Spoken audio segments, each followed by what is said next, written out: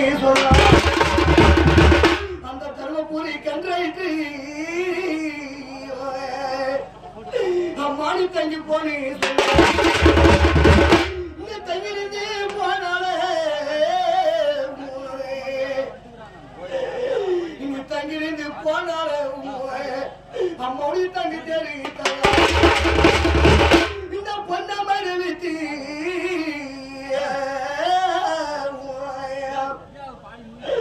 இந்த பொண்ண மறுவித்தி அம்மாட போச்சம்பள்ளி இந்த பொண்ண மறுவித்தி அம்மாட போச்சம்பள்ளி அந்த போச்சம்பள்ளி கன்றாயிட்டு